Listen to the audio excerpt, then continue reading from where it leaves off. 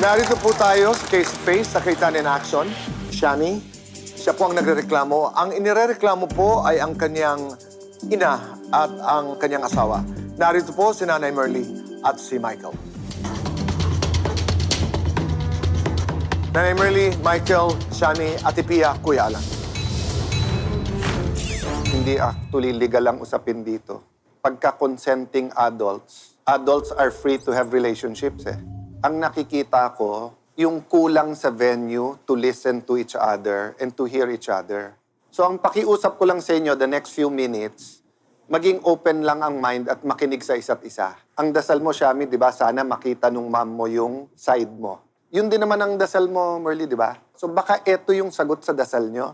Shami, ano ang issue sa'yo? Is it the fact na mas bata si Michael? Walang trabaho si Michael? Or do you think niloloko ni Michael? Kung hindi yan dumating sa buhay ng ina ko, hindi kami magkakasira ng ganito. Kumuha ka na, wala pang trabaho. Anong ibubuhay niyan sa'yo? Gusto ko may kasama sa buhay. Mahal niya ako at inalagaan niya Asan yung pagmamahal niya? Nakita ko ba? Hindi mo ba nakikita? Kasi bulag ka. Alam mo, kung hindi ko kayo mahal, hindi kayo nabuhay. Since 2006 namatay And na-appreciate ko yun. Sobra-sobra. Thankful ako kay God dahil ikaw yung naging nanay ko dahil sa lahat ng Huwag mo mundo ko. akong sisigawan, Alam mo, nanay ako. Kahit ibigay na yung mali ako, binigay mo sa nanay mo amin. pa rin ako. Alam mo, totoo lang, masama loob ko. Kasi simula nakilala mo yan lahat, nagtago ka sa akin, lahat kinalimutan mo Nagtago lahat. ako, nandyan lang ako sa tabi niyo. Hindi naman kita inaway, kumbaga ikaw ang muntik pumalo Pagtapos sa mong akin. sabihin sa akin, pinagsisihan mo yung araw na sinilang mo ako. Sinabi Alam mo ko gano'ng sa kasakit akin, yun? wala akong nanay simula ngayon. Nadala lang sa galit ko yon, pero sa totoo lang, mahal ko din kayo. Kahit na hindi mo ako kinikibo, nandyan pa rin ako, palakad-lakad sa harapan mo.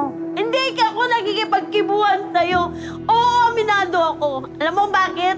Ako susurrender sa inyo, nanay. Ako hindi Ayoko isipin mo na okay sa akin yung ginagawa mo. Hindi ako susurrender sa inyo kasi ako ang nanay. Alam ko kahit namang kasalanan iisipin ko mo. nangyari. Bakit? Magulang ka, pero pakakatandaan mo na hindi sa lahat ng oras. Magulang ay tama. Minsan nagkakamali rin ng Oo, isang... nagkakamali ako. Pero hindi yun ang paraan para awayin mo ako. O, bakit Nakasawa ako. nagkaganito tayo dahil dyan? Kumuha lang ako ng katuwang ko sa O, buhay siyempre. kasi minsan pinapabayaan niyo ako. Pinapamukha mo lang na pinagpalit mo kami dyan. Dyan! Yun ang paniniwalaan mo. Sige, siyang nag-alaga sa akin nung nagkasakit ako. Nasaan kayo nung muntik ako mamatay sa harap ng bahay ko? Nagkataon Siya ang na hindi nag-alaga sa maganda yung akin. pakiramdam ko. At inyo na rin ayaw mong tanggapin. Sa tingin nyo ba hindi ko malalaman? Tago nyo man yan, sisingaw pa rin relasyon meron kayo. O, anong nangyari? Pinanindigan nyo nga, nagsama pa kayo. Nagano lang ako ng konting panahon para maintindihan niyo ako pero hindi pa Talaga rin ba? Hindi niyo pa rin ako maintindihan eh. Kasi hindi ko nakikita yung pagpupursige niya, no? Gusto ko makita. Nakatuwa nga magiging bagsak niya sa'yo, hindi pabigat sa'yo. Hindi nga pwedeng magtrabaho kasi may sakit, hindi mo Alam mo maintindihan. Sana kumuha ka ng Ano pang ibang ginawa anak. ng tindahan na inaasikaso niya kundi niya ako tinutulungan? Na kahit papaano, kahit konting puhunan lang, pinapalago namin para lang may pangkabuhayan kami. Doon ko kumukuha ng pangupa ng bahay, pagkain namin. Anong gusto mo? Hihingi ako sa'yo? May ibibigay ka ba sa akin? Alam kong wala dahil hindi ako pinalaking Yun ang mayaman. tanong sa'yo. Nagkakasumbatan tayo ng dahil lang sa lalaking yan. Paano mo tatanggapin yan? Hindi man lang marunong, Oy, Shami, kamusta ka? Ganito, akin na yung nanay mo. Wala man lang ganun, wala man lang maayos na paalam. Nakita ko magkasama na kayo. Ano ako, hindi ako tao na nadadaanan nila dyan sa daan. So ikaw na lang ang tama at ikaw na lang ang papakinggan. Hindi nyo na hawak ang buhay ko kasi may edad na ako. Yun, gusto mo sabihin. Alangan paghihiwalayin mo kami, nandito na siya. Ano magagawa ko? Mas mahal mo yan eh. Parehas ang pagmamahal ko sa inyo. Ipilitin kong intindihin kung yan ang kagustuhan mo. Pero gusto ko patunayan niya sa akin. Yung makita ko na katuwang mo siya. Yung makita ko na ang Alam ko babagsakan nang mo ay ibig mong kabubuti sabihin, ninyong parehas. pagkatrabahuin mo, alam mong may sakit. Hindi ko sinabing kailangan niya magtrabaho. Gumawa siya ng ibang paraan. Ayoko nakikita kita na ikaw yung nagtatrabaho para mabuhay kayong dalawa. Hindi na ako nagtatrabaho, wala na akong trabaho. Ano pa bang gusto mo? Yung nanay ko naghihirap magtrabaho sa labas ng bahay. Yung asawa, nasa loob ng tahanan. At least nagtitinda sa tindahan, hindi nakaupo. Sige nga, tatanungin kita. Anong gusto mong mangyari ngayon? Kaya mong iwan yan? Hindi ko kayang iwan si Ami. O pala eh, tinanong mo pa ako. Hindi ko Kung hindi mo kaya, yung side ko ang pagagawin ninyong dalawa. O hindi ka magtatrabaho sa labas. Hindi ako magtatrabaho. Sa tindahan lang. Kaya kong palaguin yun. Oh, I see na you're listening to each other eh. But maitanong ko lang, Michael, anong sakit? Sa baga po. Nagkaroon po ng tubig sa baga. 6 na buwan po, nagamutan ako. Pinagpapahinga ako ng doktor. Before this kasi nasa construction ka. Ano po, pinagbawal muna po sa akin ng doktor na magtrabaho na mabigat eh. To be fair, Michael, kay Shami, at hindi siya pabor. Pero sinabi naman niya, patunayan niyo sa akin. Alam mo, Shami, nasagot naman niya kanina yung isa mong tanong eh. Paano mo nasabi na sana hindi na ako sinilang? Sumagot nanay mo, sabi niya, galit lang yon. Pero sa'yo, hindi ko pa narinig na galit din lang nung sinabi mong patay na nanay ko, wala na ako. Ganti ko po yun sa sinabi niya sa akin. Pero you don't mean it, di ba?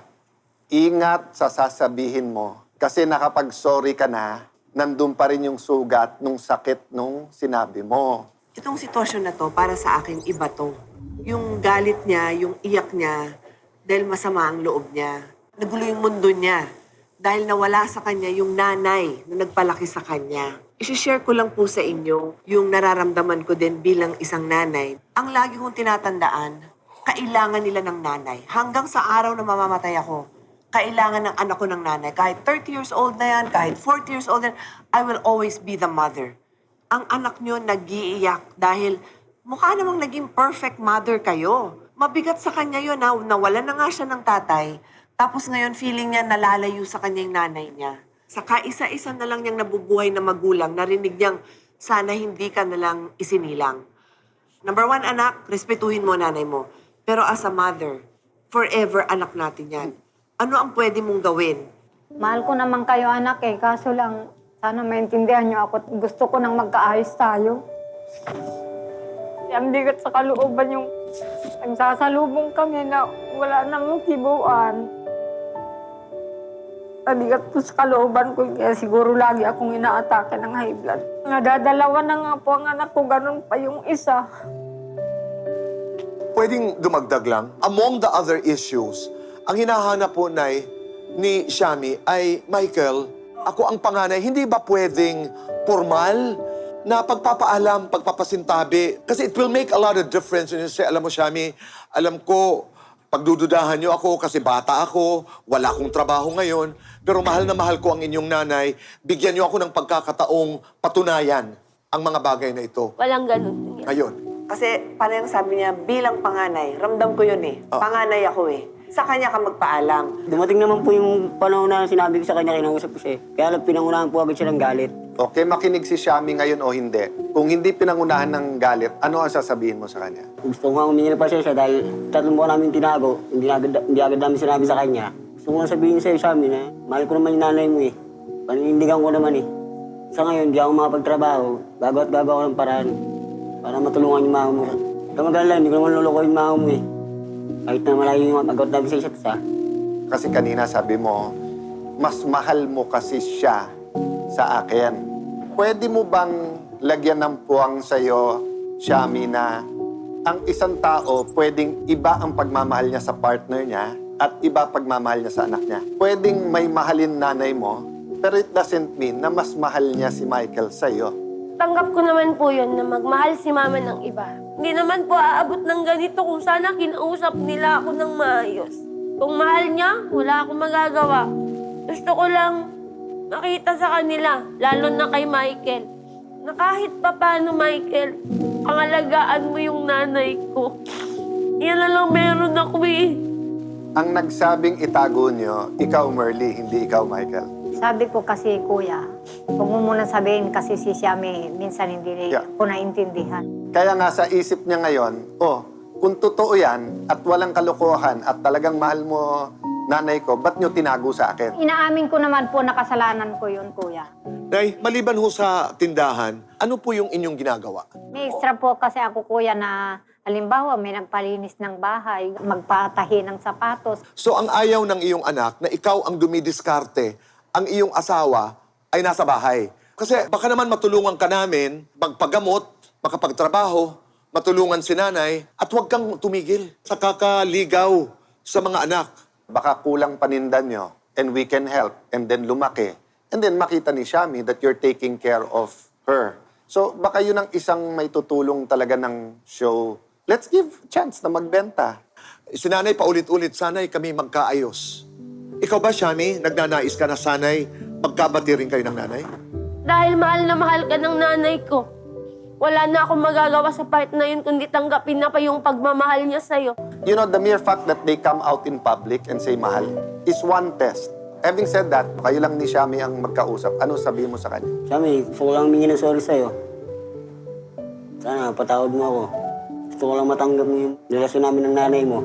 Kaya lang naman ganun yung sitwasyon ng simula dahil sinimulan niyo naman ako kasi sa kalokohan ninyong dalawa. Isa lang ang target ko. Ang ikabubuti ni Mama sana. Kaya sana matanggap mo yun. Sana matanggap mo rin yung sorry ko. Pipilitin kong buuin ang tiwala ko para maging matino kayo. Pero bilang panganay, nakatingin ako sa bawat galaw niyo. Sana magkaayos din kayo ng nanay mo. Kahit anong gawin kong galit, anong gawin niyang galit. Anak ako, nanay ko siya. Maaayos at maaayos yan. Bilang pagtatapos nito, nanay, anong nais mong sabihin kay Shami? Sabi, patawarin po ka. Mahal na mahal ko kayo.